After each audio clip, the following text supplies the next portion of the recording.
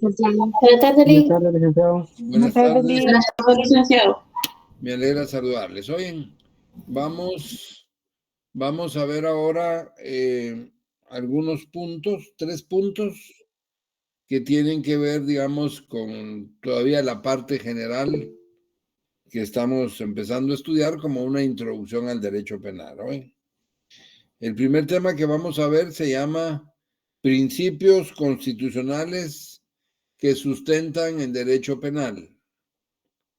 Se llama principios constitucionales que sustentan el derecho penal. Bueno, de alguna forma, jóvenes, estos son, digamos, pilares del derecho penal. Son algunos presupuestos, algunos principios que se convierten como en la columna vertebral del derecho penal porque son muy importantes, son fundamentales. Diríamos que entonces el primer principio que es fundamental es el principio de legalidad. Ya hablamos un poco de este principio, se llama principio de legalidad. Nullum crimen, nulla pena sine ley. Significa que no hay delito ni pena sin ley. Ya algo hablamos de esto en clase. Jóvenes, lo que ustedes tienen que tener claro y lo que ustedes deben, digamos, visualizar y comprender de una vez es que en derecho penal, que el derecho penal tiene que ver con delitos y penas, pero que no hay delito ni pena si no está previamente establecida en la ley. Entonces, esta es una garantía para las personas, para los ciudadanos, de que nadie va a querer procesar a un ciudadano, nadie va a querer condenar a un ciudadano si el delito y la pena no están previamente en la ley. ¿En dónde encontramos este principio de legalidad? En primer lugar, lo encontramos en la Constitución Política, en el artículo 17 de la Constitución Política. Yo les pediría a favor que uno de ustedes me lea el artículo 17. Por favor. Artículo 17. No hay delito ni pena sin ley anterior. No son punibles las acciones u omisiones que no estén calificadas como delito o falta y penadas por la ley anterior a su interpretación. No hay prisión por deuda. Solo que ahí dice, vean el último párrafo, dice que no estén calificadas como delito o falta y penadas por ley anterior a su perpetración. O sea, tienen que estar en la ley antes de que se realice la acción. Ese es el artículo 17. Deberían de subrayar ese artículo en la Constitución Política y tomar nota o anotar que lo mismo dice el artículo 1 del Código Penal. Ahora, si me hacen favor, leamos el artículo 1 del Código Penal.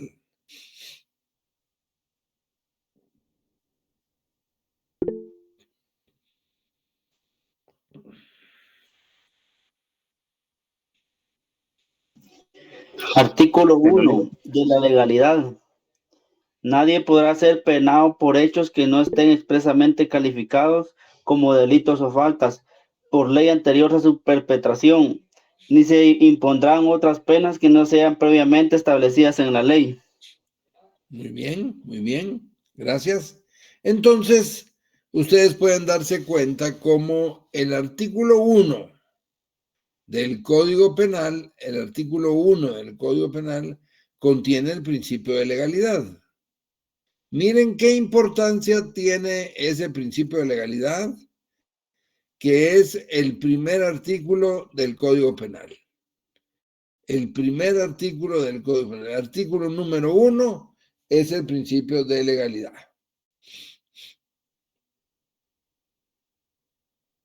Bueno, veamos ahora otro principio,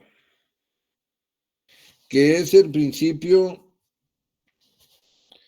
No sé si alguien quiere intervenir, perdonen.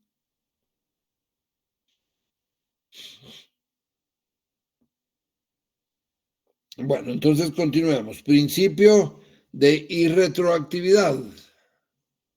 Principio de irretroactividad. Esta también es una garantía para los ciudadanos y significa que la ley no puede aplicarse hacia el pasado, que la ley no tiene efecto retroactivo. Cuando las leyes se aprueban en el Congreso de la República, van de ahí para adelante. No podría ser que una ley se haga mañana para juzgar hechos de hace un mes, porque entonces las personas no tendrían seguridad jurídica. Ninguno de nosotros como ciudadanos tendría seguridad jurídica si no sabemos que lo que hoy es legal, dentro de un mes van a decir que es ilegal y no lo van a querer aplicar un mes después. Entonces, eso sería falta de seguridad jurídica. Por eso la Constitución Política y el Código Penal, así como convenciones de derechos humanos, regulan que la ley no tiene efecto retroactivo, ustedes ya saben, salvo en materia penal cuando favorezca al reo. Solo ese caso, en materia penal, cuando favorezca al reo. Y esto también lo encontramos en la Constitución Política. En la Constitución Política aparece ese principio en el artículo 15. Leamos el artículo 15 de la Constitución Política si me hacen favor. Muy bien. Y Artículo 15. retroactividad de la ley. La ley no tiene efecto retroactivo salvo en materia penal cuando favorezca al reo. Muy bien, muchas gracias. Entonces, el artículo 15 de la Constitución Política dice que la ley penal no tiene efecto retroactivo, salvo en materia penal cuando favorezca al reo. Y ahora eso lo encontramos en el artículo 2 del Código Penal, en el artículo 2. Leamos el artículo 2 del Código Penal. Leámoslo.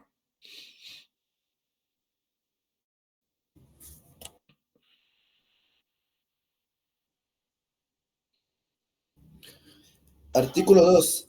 Extractividad. Si la ley vigente al tiempo en que fue cometido el delito fuera distinta de cualquier ley posterior, se aplicará a aquella cuyas disposiciones sean favorables al reo, aun cuando haya recaído sentencia firme y aquel que se haya cumpliendo su condena. Muy bien, gracias. Entonces, el principio de irretroactividad de la ley penal lo encontramos también en el artículo 2. En el artículo 2 del Código Penal, que igualmente nos dice que la ley no tiene efecto retroactivo, salvo cuando favorezca al reo. En materia penal, pero más que todo procesal penal, también existe un principio de presunción de inocencia. Ese principio dice que toda persona es inocente hasta que no se demuestre lo contrario. Veamos el artículo 14 en su primer párrafo de la Constitución Política. Artículo 14, primer párrafo de la Constitución Política, si me hacen favor.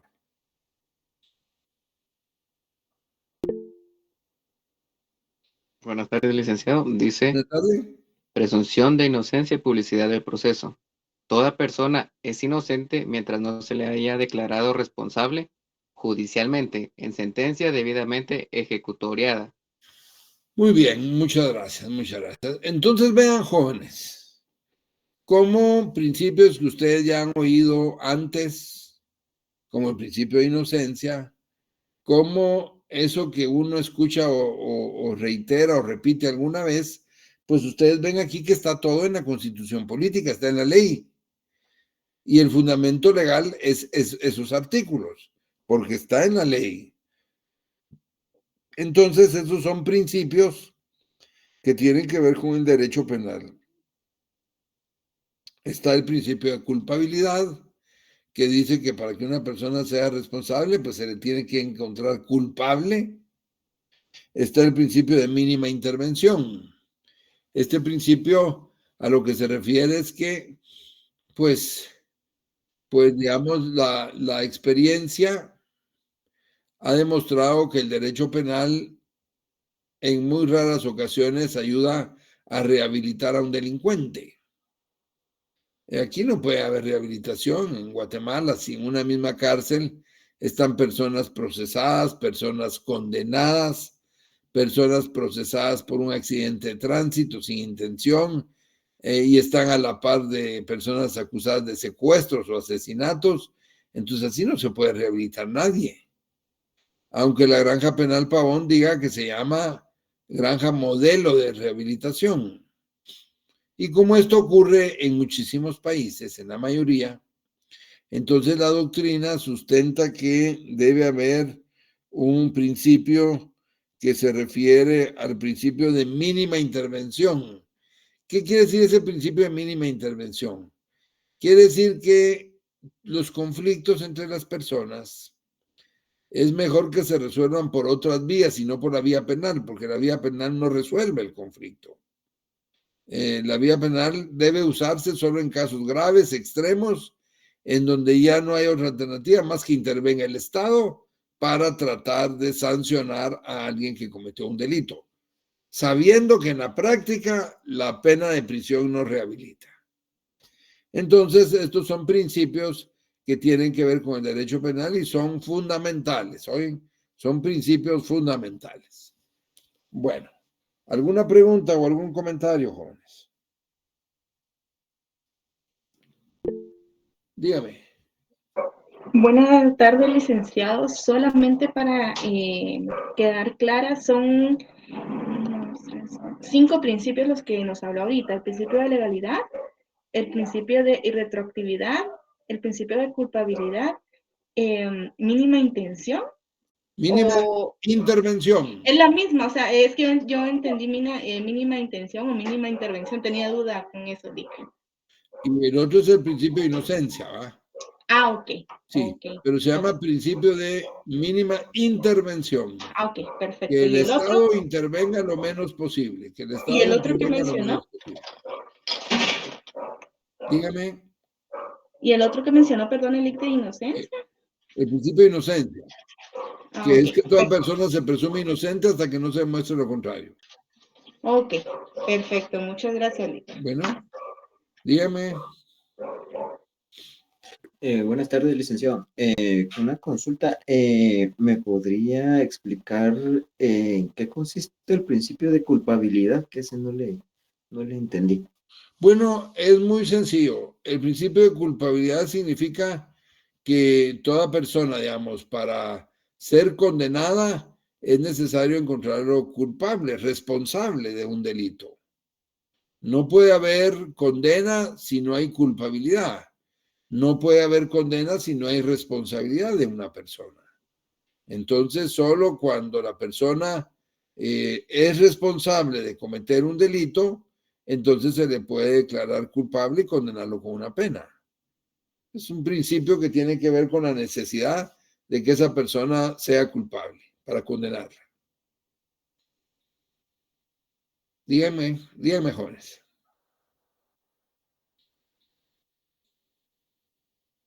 Creo que alguien más quiere preguntar.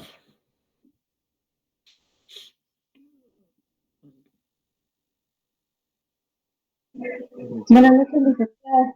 Buenas noches, buenas tardes. Compañeros, una consulta.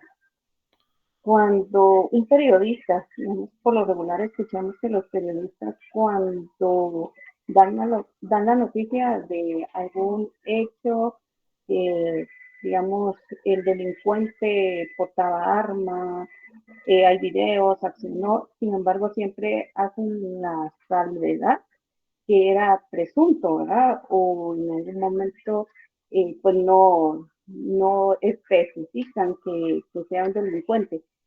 ¿Hay algún delito que ellos pudieran cometer si se refirieran a la persona que está cometiendo la falta o el delito de esa manera porque no ha sido vencido en juicio? Bueno, mire, digamos, esa práctica de los periodistas o de los comunicadores de poder ser muy claros en decir que una persona fue detenida presuntamente por ser responsable o porque se presume que fue responsable de la comisión de un delito, pues es una buena práctica porque están respetando justamente, como usted dice, el principio de inocencia. Si un periodista dijera, mire, detuvieron a tal persona porque cometió este asesinato, allá no está diciendo sindicada de que presuntamente, sino está diciendo porque cometió el asesinato. Bueno, eso es incorrecto. Eso es incorrecto porque no se está respetando la presunción de inocencia, justamente como usted dice. Ahora, que se señale de que comete un delito es un poco complicado porque el periodista se va a acoger siempre a la libertad de expresión, lo cual genera sus complicaciones, porque ¿hasta dónde puede llegar la libertad de expresión? ¿Será que libertad de expresión puede ser decir lo que se quiera? ¿O debe haber una responsabilidad del periodismo al saber cuáles son sus fuentes y no estar dando falsas noticias, por ejemplo? Entonces, es un problema complicado, oye, muy complicado, porque tiene que ver con garantías también constitucionales como la libertad de expresión. Entonces, yo le diría que en principio que se logre una sanción porque cometió el grave error de decir que lo detuvieron por haber cometido un delito cuando tuvo que haber dicho presuntamente. Yo veo difícil que se le pueda condenar al periodista, ¿oye? Lo veo difícil. Pero la práctica correcta es respetar precisamente esa libertad de expresión y ese principio de inocencia. Esa es la práctica correcta, ¿no? Ok, muchísimas gracias, Lick. Y otra cuestioncita así súper rápida. Cuando habla de la mínima intervención del Estado, ¿se referiría a los juzgados, digamos, que se pueda buscar, digamos, algún pago, remuneración o indemnización que se ocasionó por algún daño, que se cometió una falta, pero no llegar a un tribunal que sea, no sé, de juez para que se dicte prisión, por ejemplo? ¿Esa es la mínima intervención del Estado o cómo sería? Disculpe la inquietud. Bueno, la mínima intervención del Estado, yo diría que sí hay casos en donde pueden ser los jueces que determinen esa mínima intervención. Pero creo que más que todo es el Congreso de la República. ¿Por qué el Congreso de la República? Para no estar creando delitos de más. Para no estar creando delitos de más. Digamos, solo crear delitos en aquellas conductas graves que ameriten que intervenga el Estado. De lo contrario, mejor que el legislador deje las posibilidades de que un conflicto se pueda resolver entre las partes, por un acuerdo entre las partes, por una negociación entre las partes o por una indemnización, sin meterse al campo penal, porque el campo penal le va a implicar crear delitos y penas. Entonces puede ser básicamente el Congreso el que tenga una intervención mínima creando delitos. Pero también, como usted lo dice, también pueden haber casos en donde los tribunales se orienten a una mínima intervención. Por ejemplo, el que una persona limpie su arma de fuego el fin de semana y no descargue el arma de fuego y mate a alguien. ¿Será delito o no será delito? Sí, es un delito. Es un delito. Se llama homicidio culposo. Se llama homicidio culposo porque no es intencional. Pero supónganse ustedes que el que estaba limpiando el arma de fuego era el papá y mata a su hijo de 5 años de edad de un disparo. En realidad, ¿Qué hacer ahí? ¿Se le condena a unos 5 o 8 años de cárcel al señor? ¿O se busca una manera para no enjuiciarlo, suspenderle la persecución penal y dejarlo libre? Y dejarlo libre, tal vez sujeto a medidas de seguridad, pero dejarlo libre lo más pronto posible. ¿O hay que tenerlo mucho tiempo en prisión? ¿Qué piensan ustedes? Hay que dejarlo libre. Creo que un padre, bueno, habría que demostrar también, ¿verdad? La Bueno, pero inocencia. pensemos que demuestra que se le disparó el arma, fue un descuidado y mató a su hijo de 5 años. ¿Qué dice usted? ¿Hay que tenerlo más tiempo o poco tiempo? No, Poco porque hay tiempo. que... y habría- No habría que revisar si ese delito goza de las medidas sustitutivas. No, bien, todo eso sí, pero miren pues, pero fuera de todo eso, ¿ustedes qué creen? ¿Hay que tenerlo mucho tiempo en prisión o poco tiempo? Poco tiempo. ¿Por qué? Porque es la mínima intervención y además en prisión no, digamos que no repararía esa culpa de conciencia. Es un accidente, ¿no? Y Un la accidente. conciencia, sí, ¿verdad? Y en prisión, efectivamente, mezclado con otros delincuentes mucho más peligrosos, inclusive podría ser más perjudicial para esa persona. Muy bien, muy bien. ¿Qué más? ¿Por qué debería estar poco tiempo? Viene a mi mente quizás el principio de retroactividad de la ley. No, pero ahí no tienen, ¿por qué retroactividad? Ahí no. No, ahí no. Puede ser.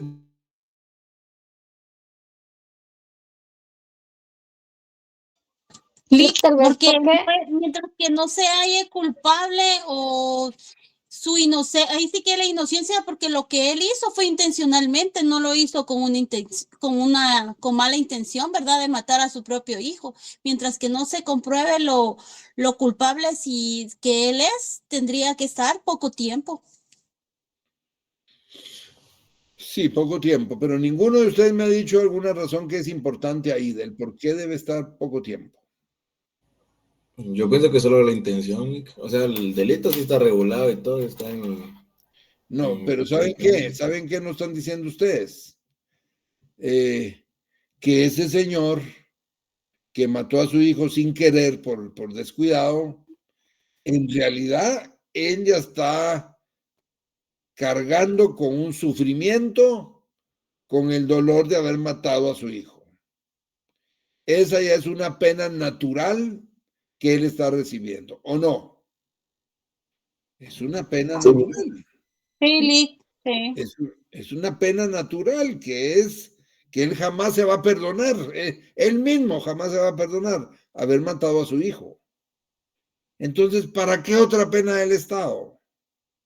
Que como dice la compañera, lo que va a hacer es irnos a meter con un montón de delincuentes y va a salir peor. Entonces, ahí es necesaria una mínima intervención del Estado. Que el juez aplique correctamente las normas, advirtiendo que esa persona ya está sufriendo por la propia naturaleza de lo que hizo y que debe salir lo más pronto y no tenerlo en la cárcel para que se vuelva un delincuente. Ahí también hay mínima intervención del Estado.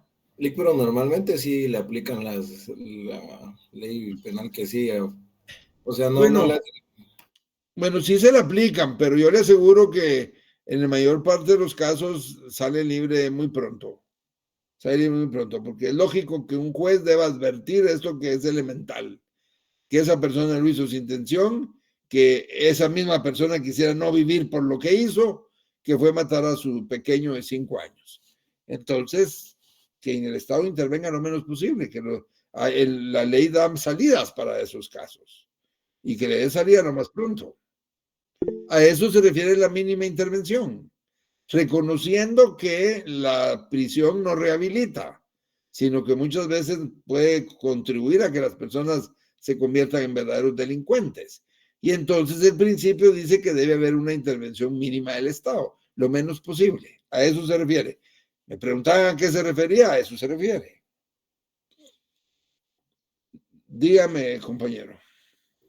Sí, licenciado, buenas tardes. Solo con una pregunta. ¿El Estado podría intervenir también psicológicamente con esa persona? Por supuesto que debería también intervenir psicológicamente. Ya más adelantito vamos a hablar un poco de cómo el Estado debe ayudar no solo a la rehabilitación del delincuente, sino a las víctimas, y el tratamiento psicológico es clave para eso. Muy bien. Bueno, si no tienen más preguntas, entonces vamos a pasar ahora al otro tema, que es la diferencia entre algunas disciplinas que me interesa que distingan. Vamos a ver esta diapositiva para que nos oriente. Oigan, vamos a ver esta diapositiva para que nos oriente.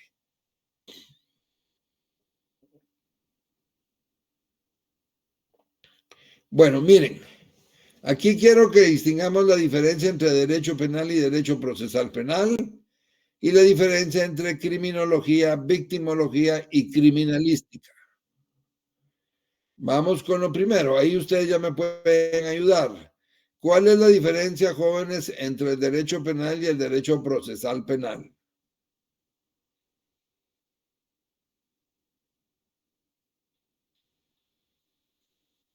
¿Qué tal, licenciado? Buenas noches. La diferencia entre el derecho penal y el derecho procesal penal es que el derecho penal se deriva en poder regular la conducta humana por medio de las penas que están reguladas y delitos que están reguladas en el derecho penal, mientras que el derecho procesal penal es toda aquella en el cual se debe cumplir el debido proceso, en el cual están estipulados para anteponer una pena, el proceso que se lleva para llevarse a cabo o ejecutarse una pena. Muy bien, muy bien. ¿Y en dónde encontramos el derecho penal y en dónde encontramos el derecho procesal penal? No sé si entendí bien su consulta, pero sería su pregunta, perdón, pero sería en el derecho, en el Código Penal, o no sé si se refiere a los decretos. No, lo que me dijo ahorita. El derecho penal lo encuentra en el Código Penal. ¿Y el procesal penal? En el Código Procesal Penal. En el Código Penal. En el Código Procesal Penal, correcto, correcto.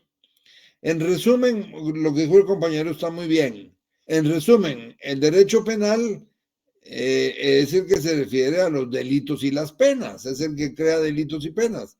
Y eso lo encontramos en el Código Penal. En cambio, el derecho procesal penal, como dijo el compañero, tiene que ver con las distintas etapas del proceso para que se cumpla con el debido proceso y poder aplicar las normas del derecho penal sustantivo, pero cumpliendo con las garantías para el procesado y para las partes. Entonces, esa es la diferencia entre derecho penal y procesal penal.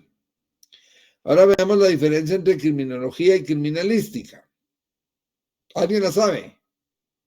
Sí, la diferencia entre criminología y criminalística es que una es la ciencia que estudia como tal al criminal y la otra estudia como tal la escena del crimen, o en este caso el sitio donde sucedió el crimen, ¿verdad? Y la otra estudia más que todo la mente del criminal. Pues mire, bastante bien, bastante bien. ¿Alguien más? Licenciado, la criminología solo se dedica al estudio y criminal y el hecho delictivo. Ajá. Sí, licenciado, la criminología, como bien dice, ambas ciencias son auxiliares al derecho penal. La criminología directamente se va a encargar en poder realizar la reinserción social en un delincuente, poder realizar el estudio del delito cometido, y asimismo puede realizar políticas públicas para poder minimizar ciertos tipos de delitos. Mientras que la criminalística, como bien había mencionado, siempre es una ciencia auxiliar al derecho penal, que esta se encarga de aplicar técnicas y métodos de investigación en la comisión de un delito. Acá se cumplen 7 preguntas en la cual se tiene que conllevar para poderse llamar criminalística. Mientras que la victimología estudia a las personas que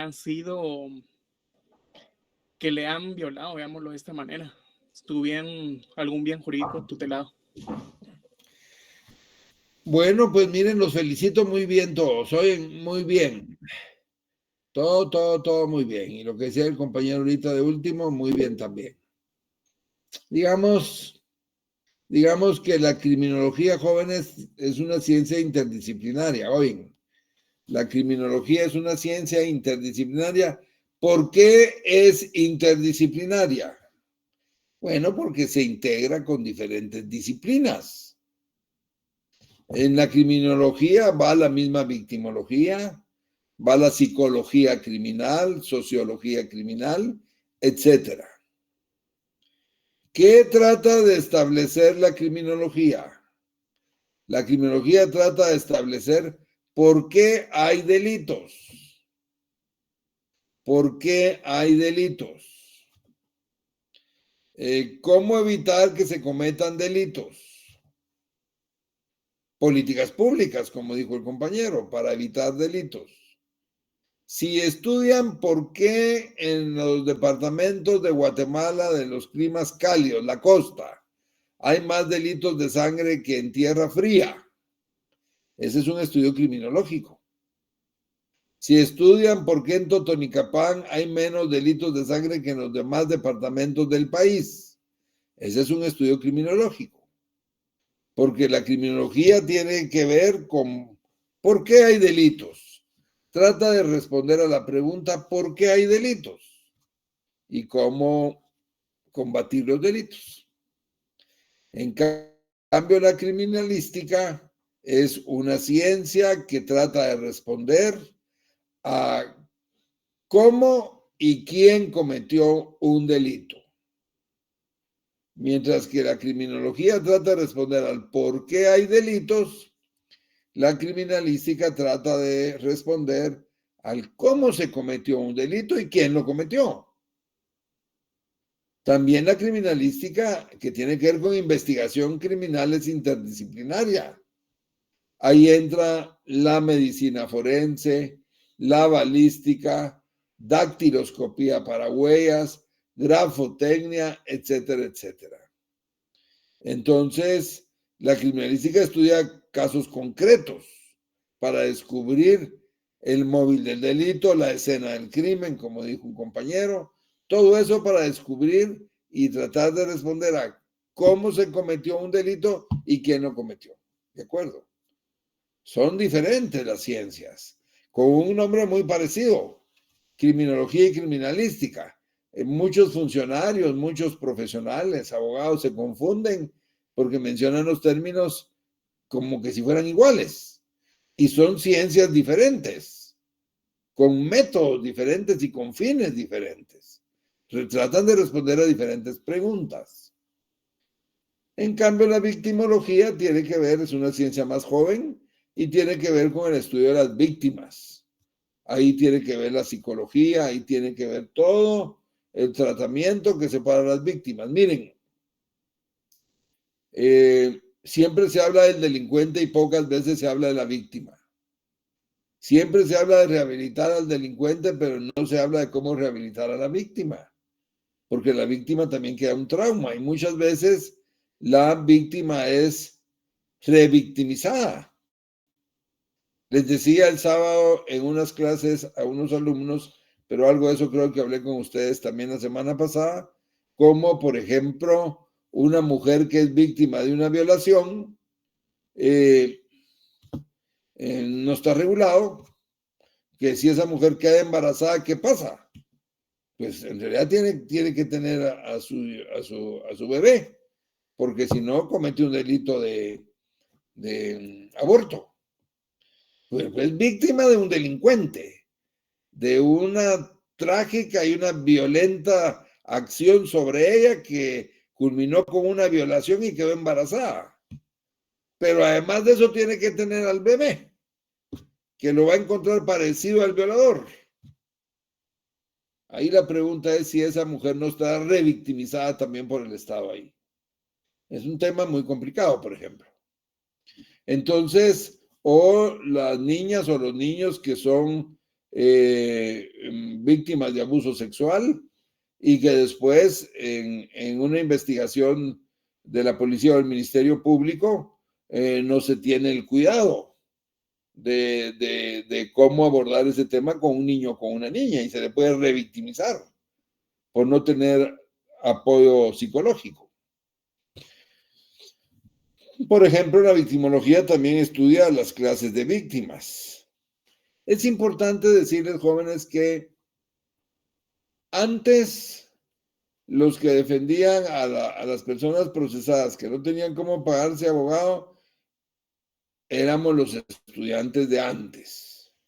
Imagínense, yo me recuerdo que estando yo en tercer año de la facultad, posiblemente cuarto año, porque ya tenía que haber ganado los cursos de procesal penal, defendía a unos asesinos, ahí en la zona 5. No me recuerdo si los condenaron o los absolvieron, no me recuerdo, creo que los condenaron. Pero a mí me designó el bufete popular ese caso. Para defender eran 3 o 4 personas que los acusaban de un asesinato, de una pareja de jovencitos, que creo que fue para Navidad o Año Nuevo. Andaban ahí, no sé, en una de las calles de madrugada de la zona 5, zona 6, y llegan estos tipos y matan al joven, violan a la señorita y después la matan. Bueno, y a mí el bufete popular me designó para defender ese caso. ¿Qué experiencia podía tener yo? ¿Qué conocimiento podía tener yo para defender un caso de esos?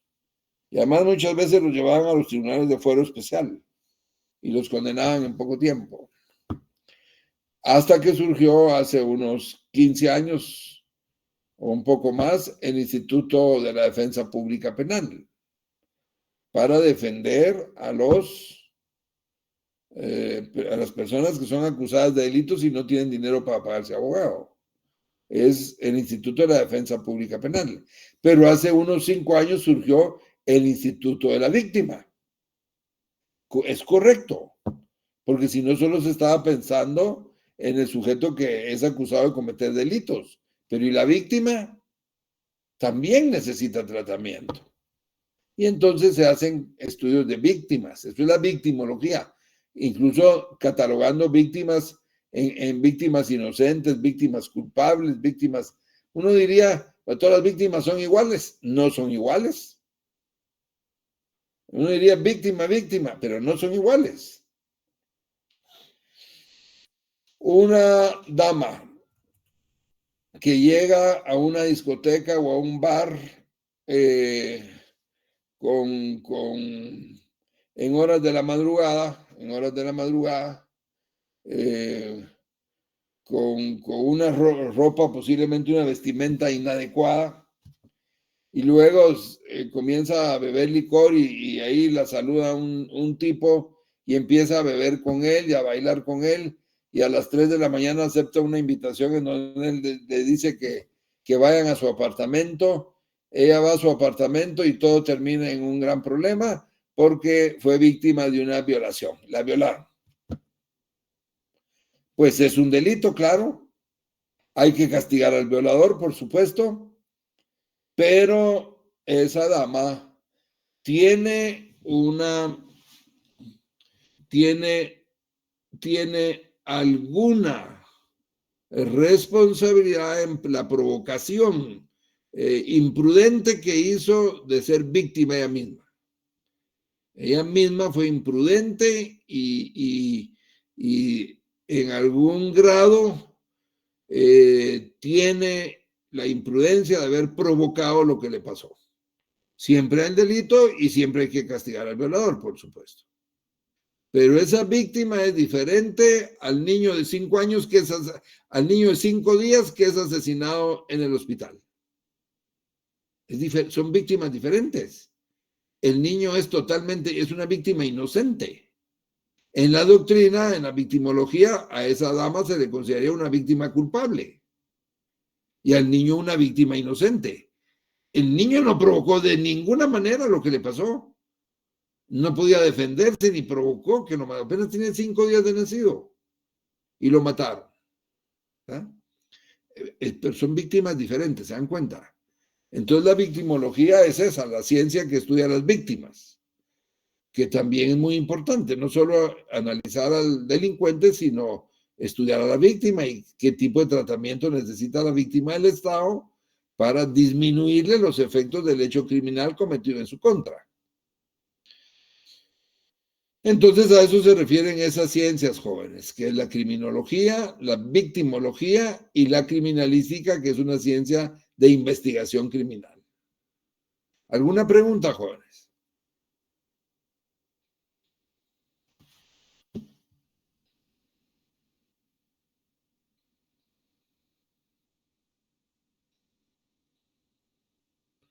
Bueno, si no tienen preguntas, entonces veamos ahora las fuentes del derecho penal.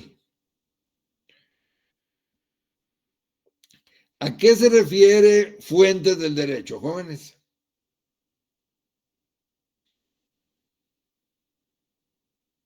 ¿A qué se refieren fuentes del derecho?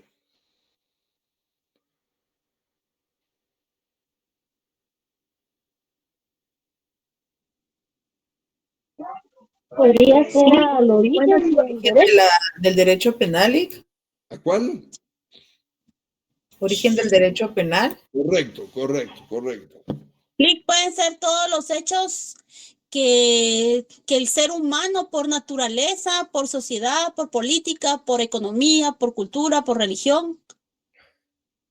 ¿Puede ser eso? Tiene que ver con todo eso. Tiene que ver con todo eso. Lo cierto es que las fuentes del derecho penal son los orígenes del derecho penal. Las fuentes del derecho se refieren a los orígenes, correctamente. Y nosotros vamos a encontrar dentro de las fuentes, por ejemplo, las que ahí aparecen citadas, fuentes reales o materiales. Las fuentes reales o materiales, jóvenes, son los acontecimientos que existen en una sociedad y que originan la existencia de normas o de disposiciones jurídicas de carácter penal. Son acontecimientos que ocurren en la sociedad. Por ejemplo, la pandemia. La pandemia hizo surgir leyes. Recuérdense que había que permanecer fines de semana en la casa, a las 5 de la tarde, 6 de la tarde, 4 de la tarde, ya no se podía tener libre locomoción. Y para quien incumpliera eso, cometía quebrantamiento de normas que surgieron producto de ese acontecimiento lamentable que fue la pandemia. Esta es una fuente real, hace surgir la ley. Las fuentes formales, en cambio, son las que siguen los procedimientos en una época normal, los procedimientos legislativos. Por ejemplo, presentar una iniciativa de ley, discutirla,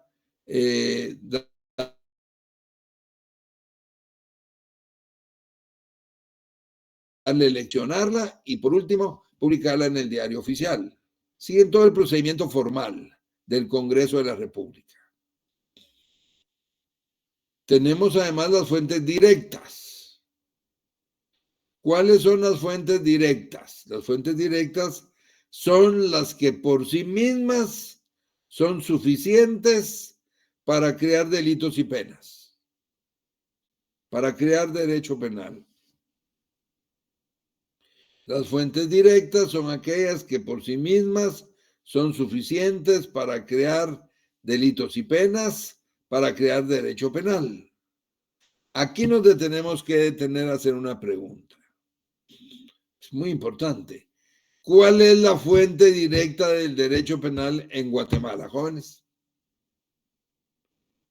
La ley penal. La ley. La ley. Puede ser el Código Penal, la ley de narcoactividad, las leyes penales especiales. Pero la fuente directa de derecho penal es la ley. Ya leímos el principio de legalidad. Artículo 17 de la Constitución Política y 1 del Código Penal. No hay delito ni pena sin ley. No hay para dónde. Ahí ya no hay más que decir. El artículo 17 y el 1 del Código Penal, 17 de la Constitución Política y 1 del Código Penal les dice, no hay delito ni pena sin ley anterior. Por lo tanto, la fuente directa de derecho penal es la ley. El Código Penal, por ejemplo. Ahora las fuentes indirectas. Ahora las fuentes indirectas son aquellas que por sí mismas no son aptas para crear derecho penal. Que por sí mismas no son aptas para crear derecho penal. Pero sí contribuyen de manera progresiva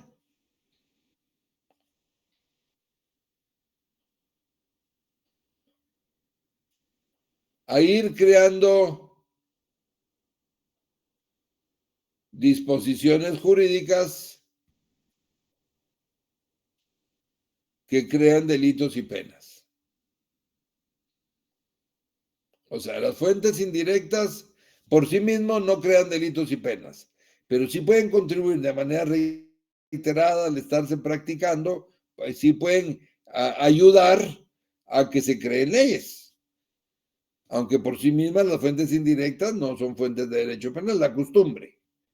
La costumbre, por ejemplo, no puede crear delitos y penas. Hay prácticas, por supuesto, en un país como Guatemala, que es un estado multiétnico, multicultural, en donde pues tiene que ver temas culturales. Y si hay costumbres diferentes en las diferentes culturas que existen en nuestro medio, formas de pensar diferentes, creencias diferentes, ¿verdad? La costumbre, la jurisprudencia, que son fallos reiterados de la Corte Suprema y de la Corte de Constitucionalidad, y que van creando formas de resolver. Yo les decía en la otra clase que miren, tanto la jurisprudencia como la doctrina tiene que ver con los estudios que se hacen acerca del derecho penal, los estudiosos, los académicos, científicos de derecho penal que estudian derecho penal y escriben libros. Los jueces en sus fallos citan jurisprudencia, citan en tal caso, la corte resolvió en tal fecha, en tal sentido. Los jueces se basan en eso y citan doctrina. El autor tal, en su obra tal, en la página tal, de la edición número tal, señala esto y esto. No es que eso le va a ser suficiente para resolver, tienen que estar basados en una ley, pero sí se respaldan en la jurisprudencia y en la doctrina. Y los mismos abogados también pueden alegar en sus planteamientos que se respete jurisprudencia o que se conozca la jurisprudencia. Por ejemplo, la jurisprudencia de la Corte Interamericana de Derechos Humanos. Lo citan los jueces. Lo citan los jueces. Ojalá siempre lo citen para bien y no para manipular. Ojalá siempre lo citen para bien. Pero se basan mucho en sus resoluciones, en jurisprudencia, en doctrina, en fallos de la Corte Interamericana de Derechos Humanos. Y finalmente, jóvenes, como fuente indirecta también tenemos los principios generales del derecho, ¿verdad? Que ayudan a resolver casos, que ayudan a tener, digamos, fundamento para resolver el bien común, el derecho igualitario de las partes, que son principios generales del derecho y que coadyuvan a resolver los casos de la manera más equilibrada y más adecuada y más justa. Entonces nosotros tenemos fuentes directas, la ley, no hay para dónde, no hay otra más que la ley, y fuentes indirectas como esta que hemos citado. ¿Cuál de esas tiene primacía? La ley. La ley. La ley del organismo judicial señala que contra la observancia de la ley no puede alegarse costumbre, desuso o práctica en contrario. ¿Verdad? Contra la observancia de la ley no puede alegarse ignorancia, costumbre, desuso o práctica en contrario. Quiere decir que lo que hay que observar es la ley, mientras esté vigente la ley. Y por eso ya les dije que el artículo 1, lo primero del derecho penal que aparece es: no hay delito ni pena sin ley. No hay para dónde. Es la primera regla que tenemos que advertir y saber. Y entonces la fuente directa de derecho penal es únicamente la ley. Las otras son fuentes indirectas. Bueno, jóvenes, entonces, díganme, ¿tienen alguna pregunta o algún comentario?